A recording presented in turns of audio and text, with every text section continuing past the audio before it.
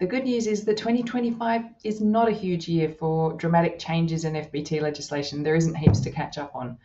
Two main areas of headline changes. The first is around declarations and documentation. The changes that have been on the horizon for a couple of years around the simplification of documentation, that law is now in place and will apply to this 2025 FBT year.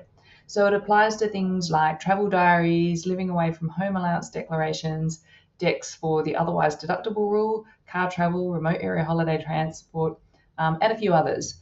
And the way that it works is that instead of needing a purpose-built document or declaration that you usually need to collect in that really short window after the end of the FBT year before the lodgement date, you can instead rely on a combination of documents that should already exist in the system. So the best example, something that the tax office in fact had already allowed for a number of years, is in relation to travel diaries, where things like conference schedules and calendar entries could be used in lieu of a dedicated travel diary.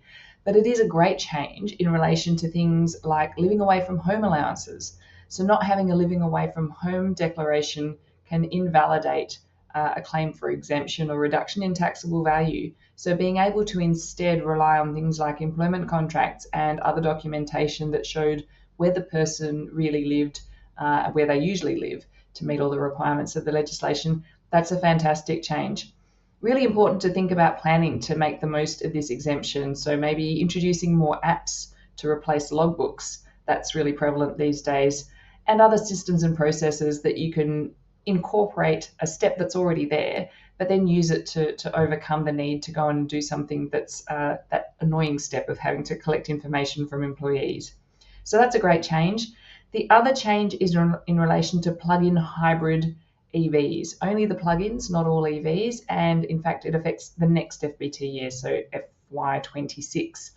But the change takes effect on the 1st of April 25, so good to have the heads up because you will need to start tracking your PHEVs in a different way. That exemption is sunsetting, it's not a hard close. So what that means is if you have a pre-existing commitment to provide a PHEV to an employee that was in place before the 1st of April 25, then the exemption will continue until there's a change in that commitment. Terminology we're familiar with, but a little bit different here. And the way that that works in practice is that things like an extension to a lease, a change in a novated lease, a period of unpaid leave, any of those things will represent a change in commitment. A really important one is that pooled cars largely won't be regarded as having a pre-existing commitment. You need to have the car allocated to a specific specified individual for it to be regarded as a financial commitment to that individual. So if in fact your pooled cars or the cars that you're treating as pooled are used in substance by an allocated individual, it might be worth reconsidering that arrangement and documenting it appropriately. Or on the other hand, be prepared that your PHEVs that are pooled won't be exempt, and also track any changes in commitment for any other plug-in hybrids. Thanks for joining me for this quick update.